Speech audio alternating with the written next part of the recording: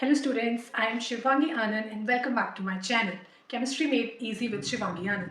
So our today's topic, as you can see, is Wood's synthesis or Wood's reaction. Without much delay, let's start our today's video. So students, Wood synthesis या Wood's reaction जो है, इसमें हम higher number of hydrocarbons की preparation या synthesis के लिए use करते हैं. It is the laboratory preparation of hydrocarbons that contain higher number of carbon and even number of carbon. Also symmetric, it is used for preparation of symmetric hydrocarbon. So now let's start with the general reaction. Students हमेशा याद रखना, जब भी आप कोई organic reaction लिखने लगो, हमेशा सबसे पहले जनरल रिएक्शन, उसकी जनरल रिप्रेजेंटेशन लिखनी है, फिर उसके बाद हमने एग्जाम्पल से स्पेसिफिक रिएक्शन लिखनी है. तो वुड्स रिएक्शन की जनरल रिप्रेजेंटेशन है RX. We all know RX is alkyl halide.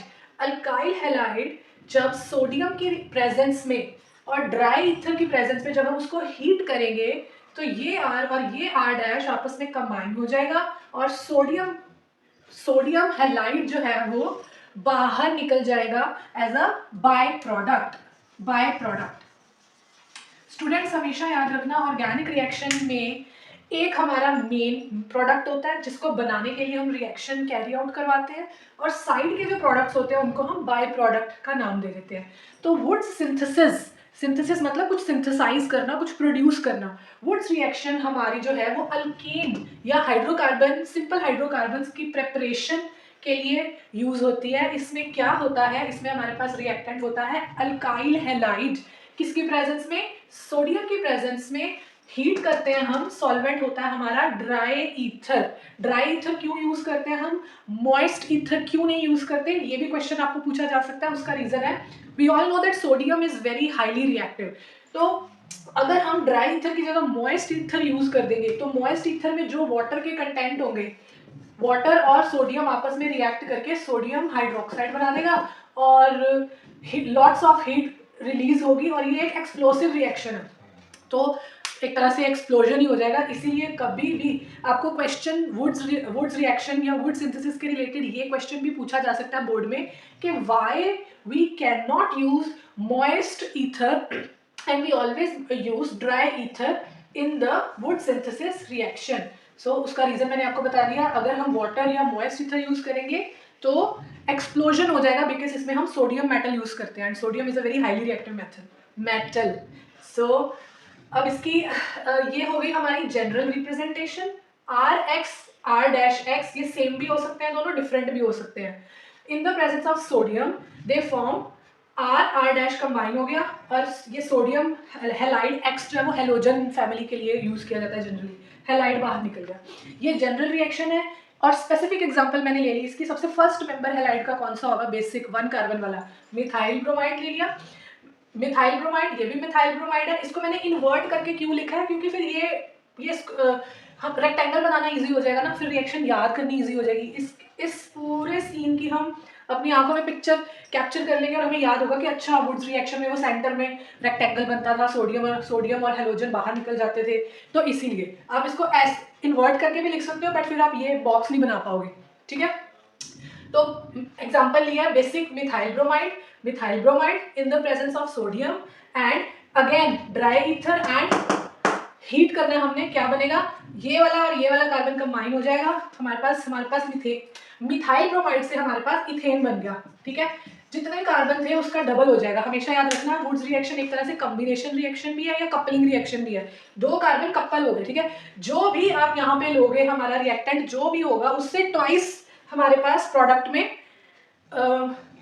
Carbon बनेंगे. आपको क्वेश्चन ऐसे भी पूछा जा सकता है, नेम वन रिएक्शन और synthesis in which the product contains double the amount या double the number of carbons as compare to the reactant. तो डबल किस में होंगे, हमेशा वुड सिंथेसिस में होंगे.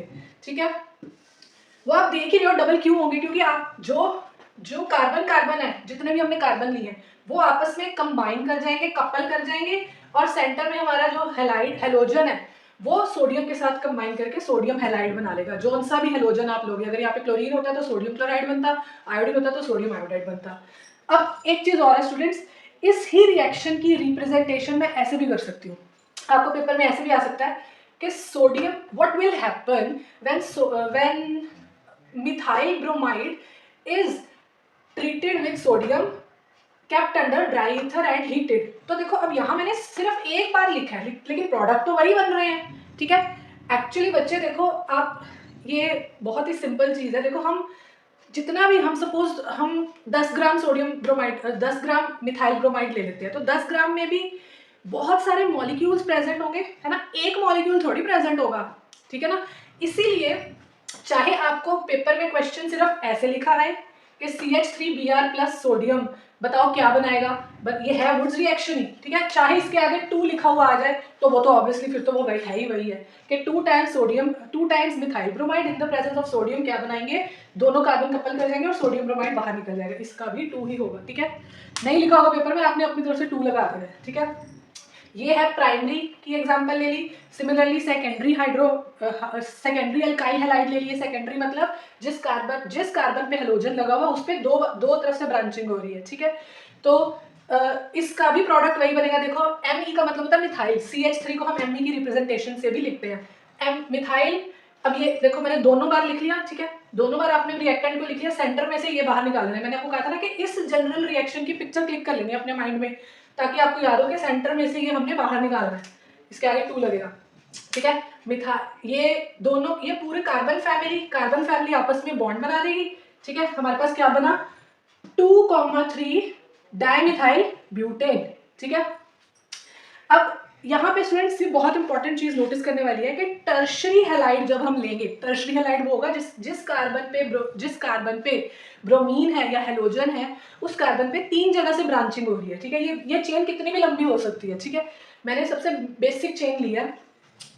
तो टर्शरी हैलाइड जो है वो वुड्स रिएक्शन अंडरगो नहीं कर सकता। ये अपने आप में एक क्वेश्चन है कि why tertiary halides don't undergo Wurtz reaction, rather they undergo elimination reaction. मतलब हम रिएक्टेंट्स वही ले रहे हैं जो वुड्स रिएक्शन के हैं, ठीक है, कंडीशन भी वही है जो वुड्स रिएक्शन की है, लेकिन हमारे पास प्रोडक्ट बनेंगे एलिमिनेशन के, रादर देन कम्बिनेशन हमारे पास एलिमिनेशन हो जाएगी। वो मैं आपको एक अपनी नेक्स्ट वीडियो में बताऊंगी कि why tertiary alkyl halides they don't undergo Woods reaction rather than they undergo elimination reaction.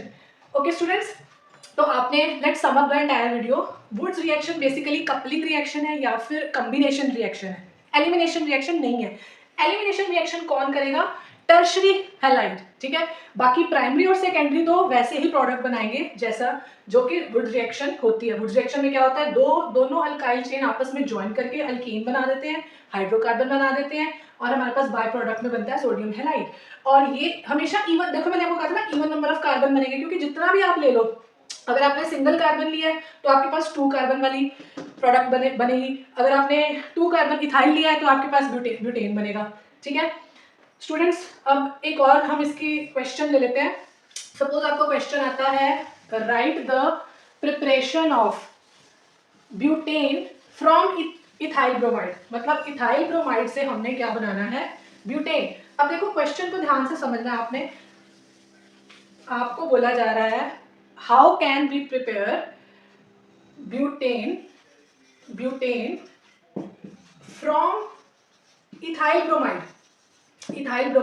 अब स्टूडेंट्स देखो 2 कार्बन, डबल का फर्क आ गया ना, butane and butane, normal butane and butane बनाना है हमने इथाइल ब्रोमाइड से, ठीक है। इथाइल में कितने होते हैं, 2 कार्बन, CH3 CH2Br, ठीक है। बनाना क्या है हमने, बनाना है हमने ब्यूटेन, C 4 कार्बन, CH3 इधर, CH3 CH2 ठीक है। अब अभी हमने पढ़ा है कि वुड्स रिएक्शन एक ऐसी रिएक्शन है जो डबल कर देती है प्रोडक्ट में कार्बन्स को, तो इट मीन्स ये वुड्स रिएक्शन के थ्रू होगा। तो हमने क्या करना है, इसके 2 मॉलिक्यूल्स ले लेने, आगे 2 बना देना है, सेंटर में in the presence of sodium, और हीट करना है किसके, सॉल्वेंट हमने लेना है dry. Yes students, one more question we are going to take of Woods reaction. आपको क्वेश्चन है कि in the presence of sodium and dry ether, what will be the product of this reaction? Now we know that sodium और dry ether और heat की हुई है, it means ये Wurtz reaction है. वुड्स रिएक्शन में मैंने आपको क्या कहा था, it is a combination reaction, coupling reaction है कि रिएक्टेंट में जितने कार्बन है प्रोडक्ट में उससे ट्वाइस होंगे. तो हमने इसको 2 बार लिख लिया, अपने रिएक्टेंट को 2 बार लिख लिया, सेंटर में 2 बार सोडियम लगा दिया. सेम हमारे प्रोडक्ट कंडीशन वही है, ड्राई ईथर और हीट किया, सेंटर में से सोडियम क्लोराइड बाहर निकल गया बाय प्रोडक्ट, और ये वाला कार्बन और ये वाले कार्बन का आपस में बॉन्ड एस्टेब्लिश हो गया, हमारे पास बायसाइक्लो प्रोडक्ट बन गया. बायसाइक्लिक प्रोडक्ट, बायसाइक्लिक प्रोडक्ट मतलब 2 साइक्लिक रिंग है. ये स्टूडेंट्स, आई होप आपको आज का वीडियो क्लियर होगा. If you have any query you can comment down below, and in my next video I will be taking that why tertiary halide they do not undergo Woods reaction. tertiary halide Woods reaction undergo क्यों नहीं करते, rather than वो elimination reaction undergo करते हैं. And we will be taking some more questions which are asked in NEET competitive exam and IIT JEE mains and advanced. Yes students, bye bye, happy learning, thank you for coming on my channel, bye.